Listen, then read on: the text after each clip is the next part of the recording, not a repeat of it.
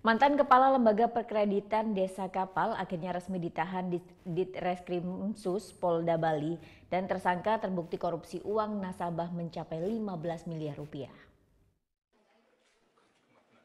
Setelah 20 tahun menjabat sebagai Kepala Lembaga Perkreditan Desa atau LPD di Desa Adat Kapal, Mengwi Badung, Made Ladre akhirnya menjadi tahanan di Treskrimsus Polda Bali. Setelah ditetapkan sebagai tersangka sejak tahun 2017, Kepala LPD yang sudah nonaktif akhirnya resmi ditahan sejak Senin 22 Oktober 2018. Tersangka terbukti telah melakukan tindak pidana korupsi uang nasabah mencapai 15 miliar rupiah. Terungkapnya kasus ini setelah adanya laporan dari sejumlah nasabah pada tahun 2017 lalu.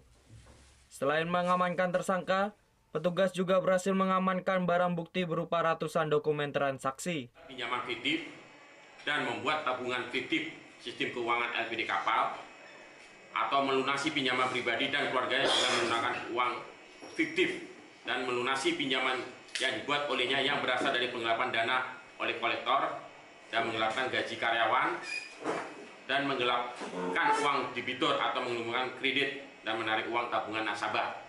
Jadi yang dirugikan adalah masyarakat di wilayah Kabupaten Badung, khususnya Kecamatan Mengwi. Akibat perbuatannya, tersangka dijerat dengan Undang-Undang tentang Tindak Pidana Korupsi dengan ancaman 20 tahun penjara. Hingga saat ini, polisi baru menetapkan satu tersangka, namun tidak menutup kemungkinan jumlah tersangka akan bertambah. Surya Sanjaya melaporkan untuk NET.